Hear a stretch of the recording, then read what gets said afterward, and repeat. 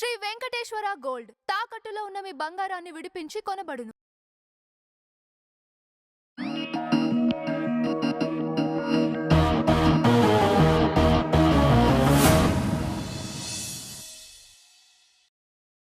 Hello, welcome to our channel.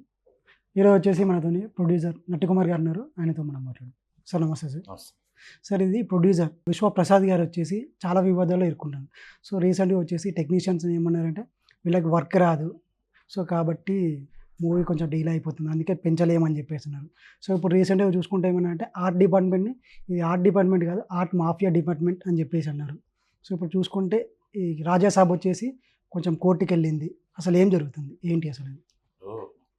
ఆయన మాట్లాడిన మాటలకి ఫెడరేషన్ వాళ్ళు సమాధానం చెప్పారు. ఆయన ఇచ్చిన నోట్లకి ఫెడరేషన్ వాళ్ళు సమాధానం చెప్పారు. ఓకే, ఇది మొత్తం టోటల్గా ఏదైతే కోర్టు వ్యవహారంలో ఉందో కోర్టు వ్యవహారం తీరిన దాకా మేము ఆయన సినిమాకి వర్క్ చేయలేము అని కూడా వాళ్ళే అనౌన్స్ చేస్తారు.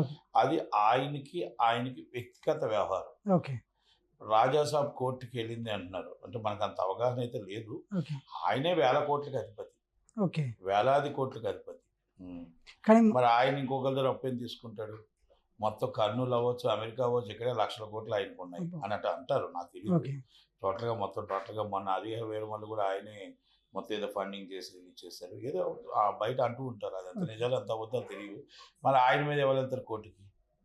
ఆయనే అవసరమైతే మొత్తం ఇండస్ట్రీనే కొనగల కెపాసిటీ ఉన్నాడు అంటారు. మొత్తం ఇండస్ట్రీనే ఒక చేతితో కొనగలడు అన్నప్పుడు ఆయనే అందుకు ఇంకొకరు అప్పు తీసుకుంటాడు. ఎక్కడో రాంగ్గా ఇన్ఫర్మేషన్ ఏదో రాంగ్ వచ్చిందా, అది కరెక్టా కాదో మనకు తెలియదు. తెలియనప్పుడు మనం డిస్కస్ చేయకూడదు. రాజాసాబ్ సినిమా ఆయన ఇంకొకటి అప్పు తీసుకున్నాడా, లేకపోతే ఆ సినిమాని అమ్మాడా, అమ్మినప్పుడు ఏమైనా సినిమా డీల్ అవుతుందని చెప్పేసి దాని కోర్టుకి వెళ్ళారా, పూర్తిగా మనకు ఐడియా లేదు.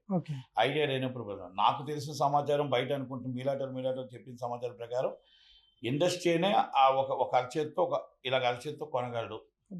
వేలాది కోట్లు, లక్షలాది కోట్లకి అధిపతి.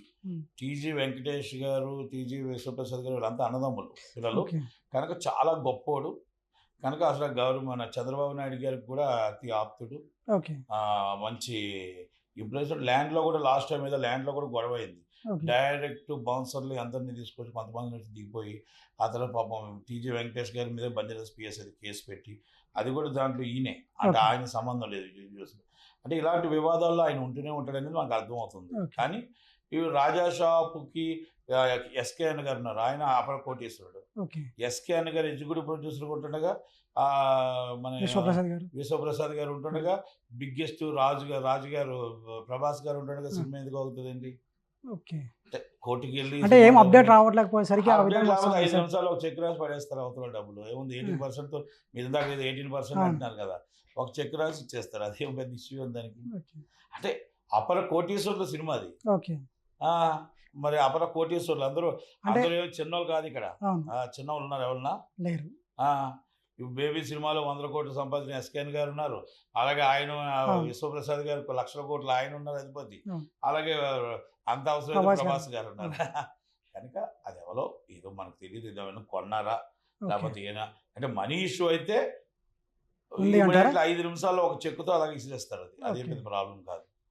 ఎందుకంటే మనీ తీసుకునే అంత అవకాశం అయితే ఇక్కడ లేదు. ఈయనే 10 మందికి ఫైనాన్స్ ఇస్తాడు. ఈయన ఇండస్ట్రీ మొన్న ఎవరిదో సినిమా హరిహరి ఏం రత్నం గారికి గబ ఫండింగ్ చేసి ఏదో రిలీజ్ చేశాడు. అంటే బయట అంటున్నారు సుమా, నాకు తెలియదు ఎంత నిజమో ఎంత వద్దో నాకు అంత ఐడియా లేదు, కానీ బయట చాలా మంది టాక్ అది. ఎందుకంటే టీజీ వెంకటేష్ గారి కోసం నా బాధ తెలుసు, నాకు బాగా కావాల్సిన ఆయన మినిస్ట్రీగా ఉన్నప్పుడు నాకు బాగా ఫ్రెండ్ కూడా. కాకపోతే ఆయన కోసం నాకు తెలిసింది ఏంటంటే ఆకలి అనేవాడికి అన్నం పెడతాడు. ఆ ఉదయం లెగిస్తే టిఫిన్ నుంచి సాయంత్రం దాకా అన్నం పెట్టడానికి కానీ, దానం చేయడంలో కానీ, దాన కర్ణుడిలో కానీ, వైశాస్లో మొత్తం ఒక 5-6 రాష్ట్రంలో ఉన్న వైశాస్లో ఆయన ఒకడు. ఆయన కోసం నాకు బాగా తెలుసు. 10 మందికి ఆకలి అంటే అన్నం కానీ, ఏదైనా చదువు చెప్పడం కానీ, కష్టం కానీ తెలియడం కోసం టీజీ వెంకటేష్ గారికి వస్తుంది తెలుసు. ఈయన ఎవరైనా పరిచయం కూడా లేదు.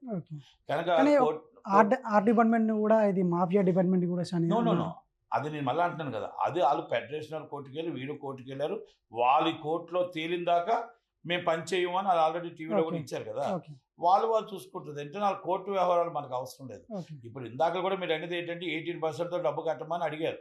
వాళ్ళు సినిమా కొనుక్కున్నారా లేకపోతే ఆయనకు అప్పు ఇచ్చారా, అప్పిస్తే 5 నిమిషాల్లో చెక్కెలకి ఇచ్చేస్తాడు. ఒకళ్ళు కొనుక్కుంటే అడ్వాన్స్ తీసుకుంటే 5 నిమిషాలు ఇచ్చి ఓన్ రిలీజ్కి వెళ్ళిపోతాడు ఆయన. ఓకే. ఆయన ఇలాంటి సినిమాలు రాజేసాబ్ సినిమాలు 100 సినిమాలు ఒక ఎకే టైం తీయగలడు. అంటే జనాలు చెప్తున్నారు. ఓకే. అంటే ఆ మార్కెట్లో నేను మొన్న మీటింగ్ కాడ కూడా ఉన్నాను కదా, ఆయన ఒక్కడు చాలు మొత్తం టోటల్గా అన్ని ఇప్పుడున్న సినిమాలన్నీ కొనిగలడు అనేసి ఓకే. చెప్తున్నారు చాలా మంది. ఆయన వివేక్ కుచ్చిపట్ల గారు కూడా ఆయన దగ్గర ఉండేవాడు. ఓకే. అలాగే తుమ్మలపల్లి రామ్ సత్యనారాయణ గారు కూడా చెప్పారు. ఓకే. చాలా మంది చెప్పారు. అంటే పేర్లు కూడా చెప్పారు కదా. ఓకే. తుమ్మలపల్లి రామ్ సత్యనారాయణ గారు చెప్పారు. ఆయన పెద్ద ఆయన బాగానా, చాలా పెద్ద, నాకు పరిచయం లేదు, ఆయన అన్నాడు మాట. అలాగే వివేక్ కూడా అన్నాడు. వివేక్ కూడా ఆయన దగ్గర ఉంటాడు. ఆయన చాలా బిగ్ షాట్. ఓకే. ఇలాంటి వెండి సినిమా ఆయన పోయినా లెక్కలేదు, వచ్చినా లెక్కలేదు. కానీ మరి రాజాసాబ్ అనేది ఎందుకు డీలా అయిపోతుంది సార్ అనుకోవచ్చు? అదేమో మాకు తెలియదు. అదేమైనా హీరో గారి ఫాల్టా, అంటే లేకపోతే ఇట్లాంటి హీరో గారి ఫాల్టా, లేకపోతే డైరెక్టర్ ఫాల్టా, లేకపోతే నిర్మాత ఫాల్ట్ అయితే ఉండదు. ఓకే. ఎందుకంటే క్రమశిక్షణతోనే ఎస్కేఎన్ గారి క్రమశిక్షణ, అవును. ఎస్కేఎన్ గారి ఒక planning, SKN is with total rule. అవును. ఆయన చెప్పిందే వేదం ఉంటుంది. ఎటు ఓకే. పరిస్థితుల్లో ఆయన దగ్గర డిలే అవ్వదు. మరి ఏమవుతుందో తెలియదు. మరి అంత ఓకే సార్. మనీకి అయితే డౌట్, మనీ తక్కువ లేదు, మనీ అనేది ఫుల్ మనీ ఉంది.